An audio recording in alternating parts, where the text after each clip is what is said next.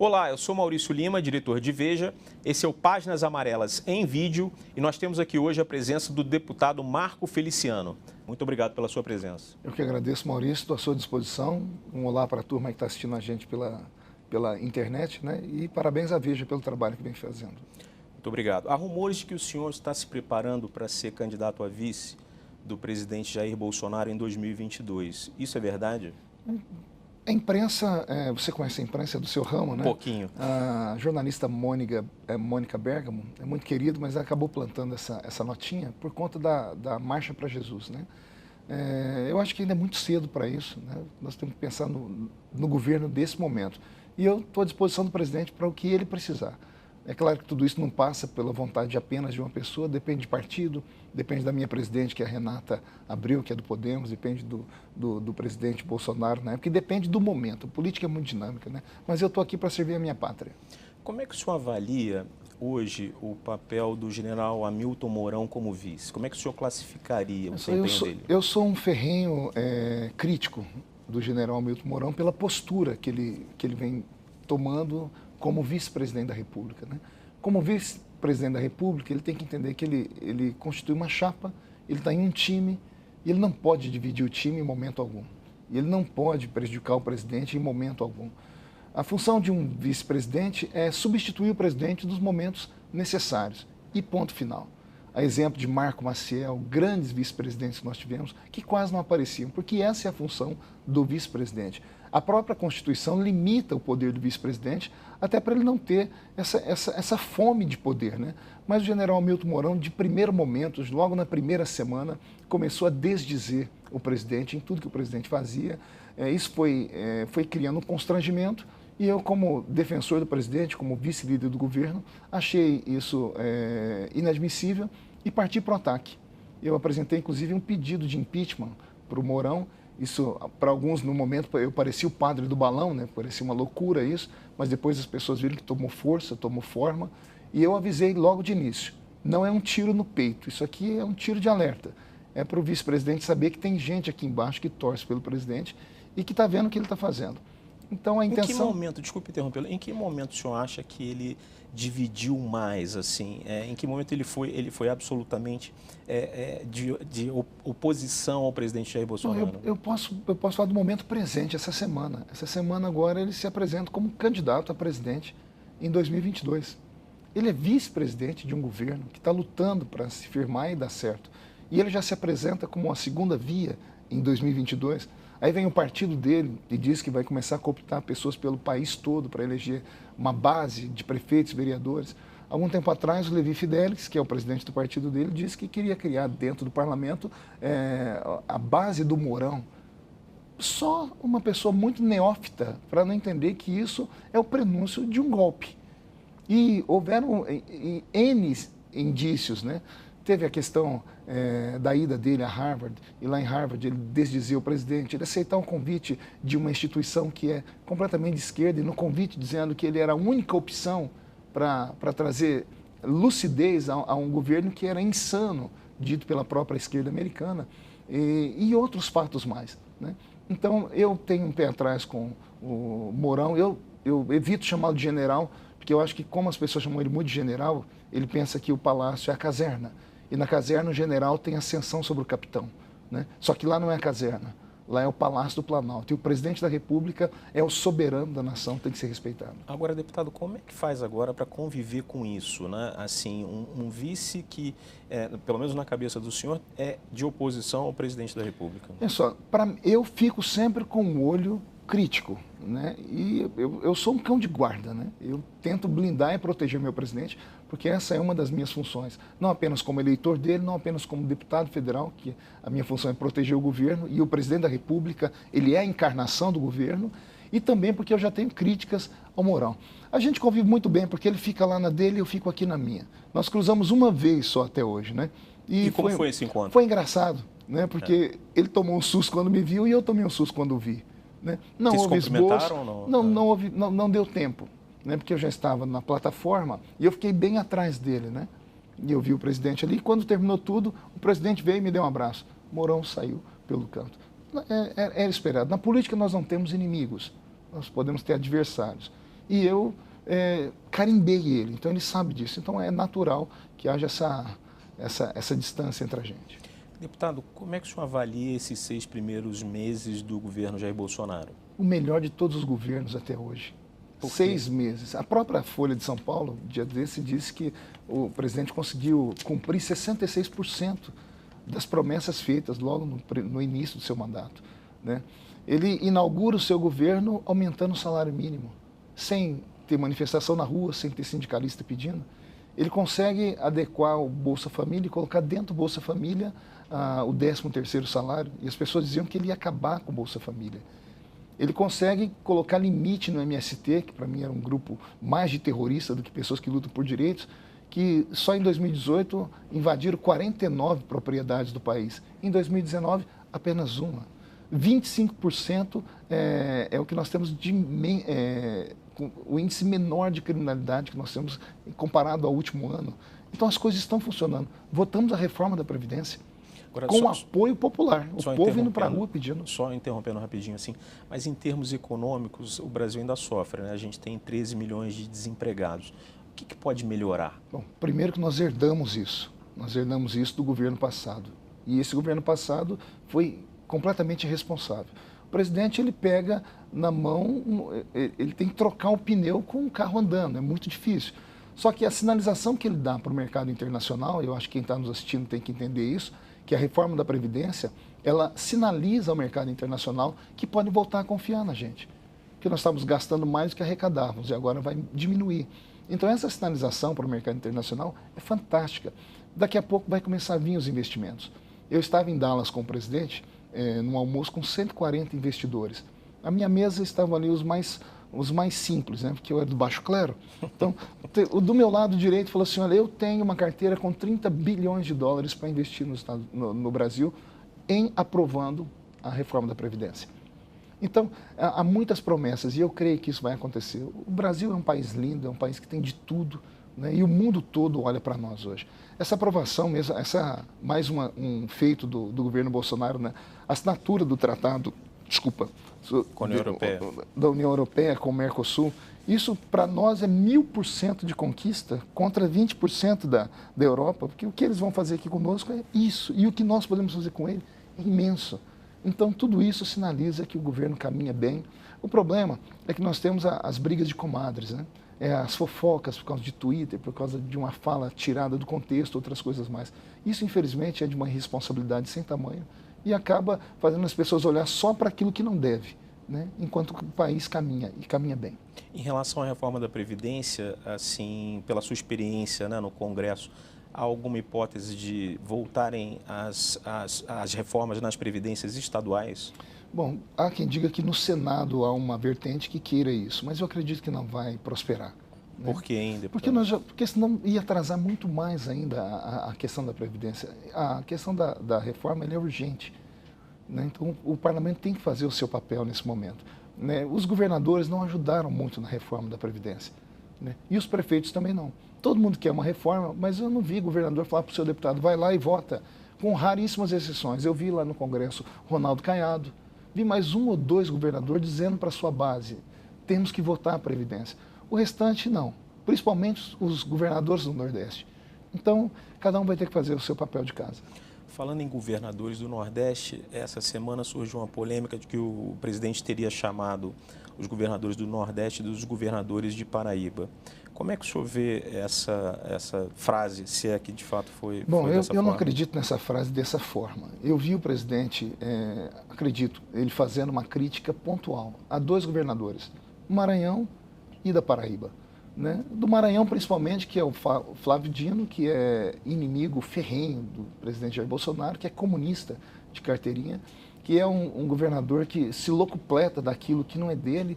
Por exemplo, desde o governo de Michel Temer para cá, as obras federais que são feitas pelo governo federal, ele toma posse delas e inaugura como se fosse uma obra dele. Né? Ele, inclusive, já virou folclore lá no Maranhão. Então, acredito que o presidente tenha feito algo pontualmente dizendo isso. Olha, o governador da Paraíba e o governador do Maranhão não têm o apreço dele. Né? E alguém filmou isso, acho que vazou uma filmagem, eu não vi ainda sobre isso. Né?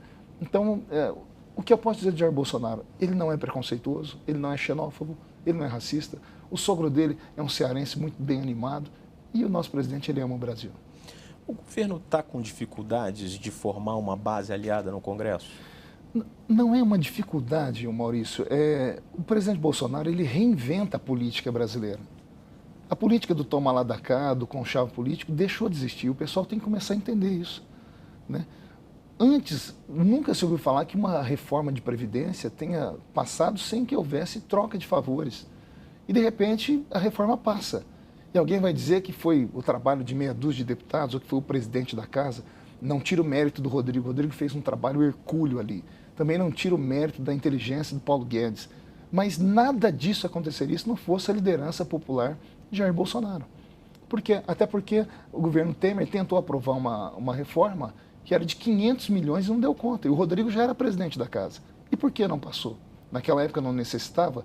Necessitava, mas é que precisava de um líder. E Bolsonaro é esse grande líder. Então, como eu disse, as coisas estão acontecendo. As pessoas têm que só ter um pouquinho de paciência, né? Herdamos um governo de 13 anos aí de desfeitas, de aparelhamento ideológico, de uma guerra cultural sem tamanho. E agora nós temos um governo que é conservador nos costumes, liberal econômico e que começa a trazer o Brasil para o eixo. A articulação política, ela mudou recentemente, né? Saindo o Onyx e entrando o General Ramos. O senhor acha que está esperançoso numa mudança de posicionamento? Na verdade, o Onyx é um grande líder, tá? É um braço direito do presidente. O presidente tem uma extrema confiança nele, só que ele estava extremamente sobrecarregado, porque ele estava carregando a Casa Civil quase toda nos ombros sozinho. A vinda do General Ramos, que vale a pena até aqui dizer, é um grande amigo do parlamento, que já trabalhou com o parlamento, é uma pessoa que tem um temperamento diferente, porque política é a arte da conversação. E você tem que conversar com a esquerda, com a direita, com o centro, com todo mundo, né? E o General Ramos, ele tem facilidade de articulação. Ele é evangélico também, tanto é que nós demos as boas-vindas para ele. Acho que foi a primeira vez que o ministro de Estado teve, na posse dele, quase 100 parlamentares. Nós colocamos 70 deputados evangélicos e mais 10 senadores. Então isso deu força para ele, chegou com peso e ele está fazendo uma articulação agora interessante. Mas, como eu disse, mudou a política. Não é mais aquilo. Por exemplo, na reforma da Previdência, no dia da votação de uma reforma, qualquer que fosse ela, se você fosse na porta do gabinete do ministro da Segovia, da Secretaria do Governo, você ia ver uma fila de deputados lá para pedir alguma coisa, para negociar alguma coisa. Dessa vez, não. O gabinete dele estava vazio, ele estava assistindo pela televisão a votação. Então, Jair Bolsonaro é um fenômeno em tudo, inclusive nisso. Então, o país passa por uma mudança. Qual deve ser agora a prioridade do governo no pós-reforma da Previdência? A reforma tributária. A reforma tributária ela também é extremamente necessária. Essa eu acho que vai ser um pouco mais fácil, já tem várias tramitando, tem 4. Acho que a do Baleia é a que mais se aproxima daquilo que a sociedade precisa. Fazendo isso, acho que com esses deveres de casa, é claro que não existe milagre, né, Maurício? Apesar que eu sou pastor, eu creio em milagre. Mas para um país, tudo é questão de paciência. A reforma ela está tapando os buracos por onde vazavam os recursos brasileiros. Fechando elas, a gente tem o norte, o brasileiro vai poder respirar melhor. Qual seria, assim, a reforma tributária ideal? O senhor falou da do Baleia Rossi, que pontos poderiam Veja acrescentar só, nós algo temos aí? uma carga tributária pesada, talvez a mais pesada do mundo. Nós temos um sem número de tributos, então é preciso... O Baleia tem uma ideia de unificar alguns impostos, de tirar alguns outros para abrir espaço para que as empresas tenham mais fôlego de trabalho, para que o contribuinte também tenha mais fôlego de trabalho. A princípio, como eu disse, é uma reforma. Se na reforma da Previdência quem sofre é o povo, numa reforma tributária quem sofre aparentemente é o governo, porque o governo deixa de arrecadar. Só que se aposta que com essas reformas o país comece a caminhar.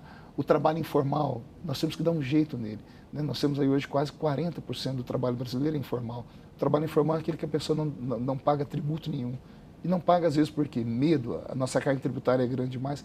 O Baleia tem uma ideia que pode equalizar tudo isso.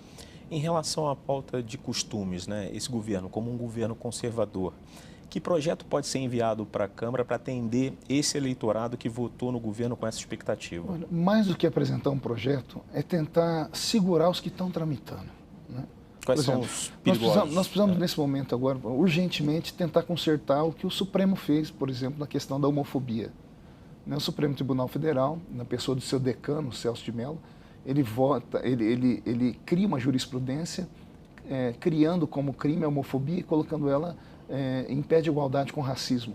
Nem o movimento LGBT aprovou isso, para você ter uma ideia. O tema é tão complexo que as pessoas mentem muito, dizem que o parlamento não faz o seu dever de casa. A gente faz, só que são temas complexos. E no parlamento você não vota o ótimo, você tenta votar o bom. E o bom é aquele ótimo que um perde de cá, outro perde de lá e fica bom. Então nós temos que agora, nesse momento, trazer o projeto para dentro do parlamento, como nós já temos feito, trabalhar 4 mãos para que ninguém seja punido injustamente. Essa é uma das pautas. Esse posicionamento não pode ser confundido com um preconceito, deputado? Com certeza. Esse é o nosso maior problema. Nós não conseguimos votar uma lei de homofobia no país até hoje, Maurício, por conta disso. Você não consegue separar o que é preconceito do que é liberdade de expressão. A linha que separa os dois é muito tênue. Para muitas pessoas, basta eu dizer que eu não acho certo o casamento entre 2 pessoas do mesmo sexo, já vão me dizer que eu sou preconceituoso. Mas e a minha liberdade de consciência? E a minha liberdade de expressão? E o meu pensamento? Eu não posso expô-lo, eu não posso vivê-lo.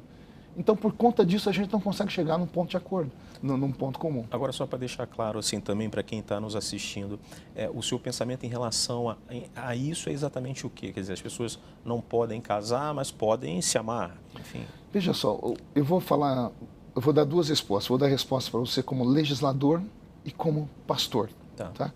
Como legislador, eu não aceito que o Supremo Tribunal Federal interfira na nossa esfera. Não pode se criar uma lei sem passar pelo parlamento. Não pode mudar a Constituição sem ser aprovada uma PEC, uma proposta de emenda constitucional. O que o Supremo vem fazendo desde a questão da união homoafetiva, que ela foi aprovada como união estável e o CNJ mais tarde transformou em casamento, ambas as leis criadas por eles, a jurisprudência, fere a Constituição Federal. Que a Constituição Federal diz que a união estável é a união entre um homem e uma mulher, podendo ser transformada em casamento para a proteção do Estado. O legislador entendeu que o casamento tem que ter a bênção do Estado, porque o casamento de homem e de uma mulher vão gerar um fruto que vai dar longevidade ao país, que são os filhos. Então, o que tem que ser feito? Tem que se trazer para o parlamento apresentar uma proposta de emenda constitucional para mudar a Constituição. E, na proposta de emenda constitucional, da proposta de emenda constitucional, ganha o voto, na maioria, são 308 votos. Uma vez aprovado, a lei está ali para ser obedecida, não importa qual é o meu pensamento, entendeu? Como esse é o pensamento do parlamentar, como pastor, a minha briga com o Supremo é isso, que o Supremo legislou no nosso lugar, e eles não deviam ter feito isso. Né? Como pastor, eu tenho uma visão bíblica, e a visão bíblica ela é clara. Deus ama o ser humano, mas não ama os atos pecaminosos que o ser humano comete. E à luz da Bíblia Sagrada, a homossexualidade ela é vista como um fenômeno de comportamento, uma falha, um erro, um pecado. E, como pastor, eu fico com a Bíblia, mas a Bíblia eu uso dentro da minha igreja. Agora, só para pegar um ponto, essa parte bíblica, tem um pedaço assim da política, né, do presidente Bolsonaro, que é de confronto, né? E muitas vezes isso estimula o ódio, especialmente nas redes sociais. Não que ele seja responsável diretamente por isso, mas indiretamente acaba sendo. Isso não é contrário também aos valores cristãos do amor e do perdão? Maurício, Jesus um dia teve que pegar um chicote e entrar no templo e expulsar os cambistas, porque aquilo que eles faziam era imoral aos olhos dele e aos olhos do pai dele. Embora as pessoas estivessem vendendo na porta do templo, diziam que iam dizimar o valor, que iam dar oferta para a viúva, para o pobre, Jesus disse, aqui não é lugar disso. Então existe lugar para tudo. Essa história de ódio, rapaz, quando todas as pessoas quando falam de ódio, me sobe um arrepio na coluna, de repulsa, porque essa geração está muito mimimi, é muito mimizenta, qualquer coisa, eu estou falando de ódio, não estou falando de ódio, estou falando do meu pensamento, eu aprendi assim, eu não espanco ninguém, eu não bato em ninguém, eu tenho meu pensamento, e o meu pensamento tem que ser respeitado. A liberdade de culto é garantida na Constituição Federal, então ninguém pode interferir no meu pensamento religioso. É uma filosofia de vida, né? As pessoas têm que compreender que esse é o pensamento do presidente. E o presidente é um ser humano que tem liberdade de falar e expressar o que ele pensa. O restante é pela lei. E a lei tem que ser obedecida. Mas nem a lei pode ser hoje obedecida porque o Supremo Tribunal Federal não deixa a gente votar a lei. né? É como a questão do aborto, está lá no Supremo de novo. É a questão da liberação da maconha, está lá no Supremo de novo. Por quê? A esquerda entendeu que tem um caminho mais fácil. Ao invés de ir para o debate, ir para o embate no parlamento, porque lá é a casa de se debater, eles preferem colocar na mão de 11 homens que não são eleitos, que são por indicação, alguns por indicação política, e nós temos um Supremo Tribunal Federal completamente progressista. É muito mais fácil levar qualquer assunto, você levar para o Supremo, porque sabe que o Supremo vai dar uma canetada, e com uma canetada eles resolvem, entre aspas, o problema. Entendeu?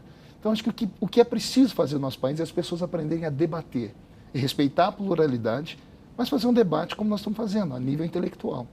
Se conseguíssemos fazer isso, nosso país estava em primeiro lugar no mundo. Voltando à política, o presidente deve indicar, pelas próprias palavras dele, o deputado Eduardo Bolsonaro como embaixador do Brasil nos Estados Unidos. O senhor já deu declarações positivas em relação a isso. Eu queria fazer uma provocação, assim, quer dizer, basta fritar hambúrguer e falar inglês para ser embaixador nos Estados Unidos? Não. Se fosse por fritar, o Carlos Bolsonaro teria que ser porque ele fritou um monte de general por aí, né? Então não é a fritura que faz a questão. O Eduardo. Então, mas estou dizendo, se fosse por fritar, o Carlos deveria ser indicado, entendi. Né? É muito mais que isso. A gente olha só no raso, né? Veja que o Eduardo Bolsonaro já fez até agora. Ele é presidente da CREDEM, que é a Comissão de Defesa do nosso país. É a comissão que trabalha com as partes internacionais. Ele já teve em mais de 15 ou 20 países, se não me falha a memória, criando uma ponte de conversação com o Brasil. Países com os quais o Brasil não conversava. O Brasil só conversava com Cuba, Venezuela, ditaduras africanas, né, as quais levaram muito dinheiro nosso, bilhões, e ninguém até hoje se importa com isso. Eduardo Bolsonaro foi para os Estados Unidos ao ponto de, no encontro dos dois presidentes, Jair Bolsonaro e Donald Trump, o presidente Trump parar o discurso dele, mandar Eduardo ficar de pé e elogiar. E não elogiou porque é o filho do Bolsonaro. Ele elogiou porque o menino já é um diplomata por natureza. Criou pontes. Ele criou pontes entre o nosso governo e o governo americano. Um governo que pode nos ajudar e muito. Um governo do qual nós havíamos nos distanciado. As pessoas confundem carreira diplomática com carreira de embaixador. O embaixador é um cargo político, é um cargo de confiança. E não há uma maneira melhor de você mandar um recado para uma nação amiga, poderosa, que foi odiada pelos governos anteriores do nosso país, do que dizer, olha, eu estou mandando para ir para ser o nosso porta-voz, o meu filho, que tem habilidades, que tem conversação, que é advogado formado, que é um deputado, não é um parente que eu peguei de lá e dei para ele um emprego aqui. É um menino de 2 milhões de votos que, nesse momento, deixa a sua carreira de deputado, que ele tem garantia por 4 anos, para arriscar uma carreira de embaixador, sabendo que a gente não sabe o que pode acontecer daqui para frente com o governo, e ele, de repente, pode perder o cargo e acabar sem nada. Agora, deputado... Então, ele sacrifica tudo pelo bem do país. Isso não pode ser considerado ou classificado como nepotismo, um dos símbolos da velha política? Veja só, eu queria saber, na velha política, se algum presidente indicou um filho para ser embaixador. Eu me lembro do Lula indicando o filho para ser um dos maiores milionários do Brasil. E eu não lembro da imprensa pegando no pé do filho do Lula, né? Nesse momento que nós estamos... Veja só, Bolsonaro sabe que os Estados Unidos, o relacionamento com a América é melindroso, porque mesmo dentro dos Estados Unidos, Trump tem um monte de inimigos. Bolsonaro praticamente foi impedido de entrar em Nova York, por conta do prefeito de lá, você sabe disso, né? Exato. Então, eu penso que o Bolsonaro ele pensa da seguinte maneira, eu preciso mandar para esse país, que para nós vai ser o maior de todos os aliados nesse momento, alguém que me represente, alguém em quem eu confie plenamente. E alguém que tem habilidades, alguém que já foi referendado pelo próprio Trump, né? E alguém que tem o nosso aval, inclusive o meu. Nós não podemos jogar esse ganho político já no lixo por conta de mimizentos, Maurício. Qual é o ganho político? Alguém que já tem entrada com a família Trump, alguém que conseguiu colocar o próprio Jair Bolsonaro em contato com ele. Esse tratado assinado no Japão, da União Europeia, com o Mercosul, teve a mão dos dois presidentes. E lá estava Eduardo Bolsonaro, ao lado do pai, ao lado do Trump. Então nós não podemos jogar esse ganho político no lixo vou chamar isso do quê? Politicamente correto? As favas com isso. O Brasil é maior do que isso. Só para deixar um registro assim, nós aqui da Veja, nós publicamos pelo menos 1 ou 2 capas sobre o filho do Lula, falando que porque ele fez uma comparação na época, dizendo que se o meu filho é igual ao Ronaldinho, não sei se o senhor lembra disso. Não me se o meu filho joga igual ao Ronaldinho, para falar do sucesso, né, econômico do filho dele, nós registramos. Mas enfim, eu queria parabéns pela Veja, que eu não me lembro dessas capas. Depois eu mando para o senhor. Eu queria fazer uma outra pergunta. A sua relação com o Olavo de Carvalho, como é? Pessoal, Olavo, eu tenho respeito por ele. Como é que eu me aproximei do Olavo? Ele me batendo muito, né? Que ele falou? Ele é um bom pugilista. Ele é. Foi na época da Comissão de Direitos Humanos, ele me chamou na época ele me chamou de neófito, né? De burro. Falou que eu não sabia enfrentar a esquerda e ele tinha toda a razão. Eu, menino do interior, nascido em Orlândia, fui cortador de cana, né? Me torno um pastor reconhecido no mundo. Aí me enveredo pela vida pública para defender os meus pensamentos conservadores. Entro dentro da casa política e não conheço os trâmites da vida pública. Aí, de repente, eu me vejo sendo alvejado pela esquerda sem saber que a esquerda existia, porque eu não tinha cultura política para isso. Olavo me abriu os olhos. O senhor fez o curso dele ou não? Depois que ele me bateu bastante, eu assisti uns 50 vídeos dele, me matriculei sem ele saber, me tornei aluno dele na escola de filosofia, estudei com ele até o ano passado, agora que está me faltando tempo, né? Mas eu tenho um extremo respeito pelo Olavo, estive com ele pessoalmente esse ano ainda, para tentar apaziguar as águas, né? Porque eu sou bombeiro também, né? Às vezes eu tenho que apagar um fogo, porque houve um incidente entre ele e um pastor evangélico muito famoso do Brasil, e eles começaram a se alfinetar. Se não me engano foi o Silas Malafaia, né? Só para deixar claro. Aí eu fui até o Olavo e falei para ele, olha, nós precisamos consertar isso, né? Porque nesse momento o que nos une é maior do que aquilo que nos separa, né? Conservadores e cristãos, não importa se católicos, se evangélicos, são avessos à esquerda. Então nós temos que nos unir, porque um reino dividido não subsiste. Aí o Olavo gravou um vídeo, mandou para os evangélicos do Brasil, assinamos naquela época um documento, né? uma união de conservadores, e meu relacionamento com ele é assim, de respeito. O senhor segue as ideias dele, todas as ideias? Dentro do campo político, sim, porque para mim ele é um visionário político. Eu li uns 8, 9 livros dele, livros escritos há 15 anos atrás, e tudo que ele dizia aconteceu. Então ele é um visionário político, ele é um cientista político, né? E eu tenho muito respeito por ele. Em questões pessoais, questões de religião, a maneira como ele se comunica com o pessoal, com muito palavrão, é claro que isso tudo fere... O terraplanismo, a questão da terra plana. Isso é muito engraçado, né? Isso eu prefiro nem comentar, porque eu acho engraçado. São teorias, né? São teorias. O povo ri de mim porque eu acredito que Deus fez o mundo em 6 dias e no 7º ele descansou. Né? Quando eu falo que Deus fez o homem, a mulher da costela do homem, todo mundo ri de mim, então faz parte, né? O senhor, aliás, em 2014 apresentou um projeto para colocar o criacionismo nas escolas públicas e privadas. Como né? ensino. O senhor ainda acredita nisso? Acredito. Defende? Eu tenho um projeto chamado Escola Papai no Céu da Escola. Né? Esse projeto foi apresentado, ele inclusive ainda está na Comissão de Educação da Câmara.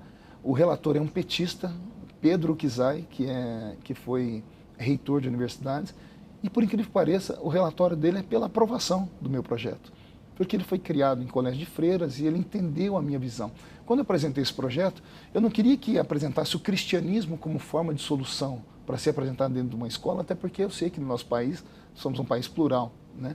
Mas eu queria que o cerne, o centro das principais mensagens das grandes religiões que convergem, respeito ao ser humano, respeito ao próximo, acreditar que há uma entidade cósmica, invisível, chame você do que quiser, eu chamo de Deus, que dá um norte ao ser humano, que existe uma vida depois dessa, para que o homem passe a valorizar essa vida e usar um freio aqui, para ele não ser um animal irracional. Então, esses grandes ensinamentos seriam apresentados na escola. Eu questionei sobre o criacionismo, por quê? Porque Charles Darwin é ensinado nas escolas, e a evolução ainda é uma teoria. O que é uma teoria? É um pensamento. Você não consegue provar tudo que ele disse. Se há a teoria do evolucionismo, por que não a teoria do criacionismo? Apresentar para a criança as duas vertentes e deixar o aluno, com senso crítico, escolher o que ele quiser. O que não pode é ser doutrinado em apenas uma matéria. Para encerrar, deputado, nosso tempo está terminando. Poxa, o papo está tão bom. Tá bom, é verdade, dava para manter por mais 2 horas pelo menos. Mas, enfim, o fogo amigo tem sido uma tônica, né, dentro desse governo. O Olavo de Carvalho várias vezes fez declarações contra determinadas figuras, o próprio filho do presidente, o Carlos Bolsonaro, também fez outras declarações. E o senhor tem feito algumas também essa semana, eu acho que ontem ou anteontem, o senhor falou do general Rego Barros, né, dizendo que essa história do café com jornalistas era coisa de mal intencionado ou incompetente. Eu questionei, né? Ou é incompetência dele ou está mal intencionado. Esse fogo amigo ajuda? Veja só, isso não é, na verdade não é fogo amigo, é a maneira que você usa para ser ouvido. Às vezes você só acorda quando alguém te dá um choque, né?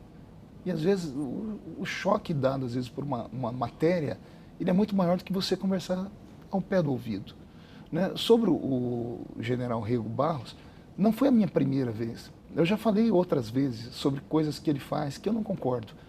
Desdizer o presidente, por exemplo, é uma delas. Lembram que na AgriShow em Ribeirão Preto, o presidente fez uma brincadeira sobre o Banco do Brasil, pedindo para baixar os juros, né? Foi uma brincadeira. A imprensa pegou, uma parte da imprensa pegou aquela partezinha que ele falou e colocou aquilo como dogma, né? E não questionaram mais ele. Aí o Rego Barros, sem falar com o presidente, foi e deu uma nota, né? O porta-voz da República não pode dar uma nota sem falar com o presidente antes. Eu levei para o presidente a nota, o presidente falou, mas eu não falei isso aqui. Eu falei, mas o Rego Barros, que é o porta-voz, falou. O presidente, na época, ficou aborrecido. E não foi a primeira vez, eu não sou o único que tenho falado. Carlos falou também, o pessoal do SECOM sabe. Então, o que um porta-voz tem que fazer? Ele tem que blindar o presidente. Eu desconheço qualquer nação democrática do mundo onde um presidente tem um café semanal com toda a imprensa, com qualquer um que quiser participar com ele ali, qualquer um, entre aspas, né? Mas numa coletiva, porque numa coletiva você é bombardeado de todos os lados, principalmente tendo à sua frente boa parte da imprensa que foi contra a sua candidatura, que aposta aposta em um desgoverno e não em um governo.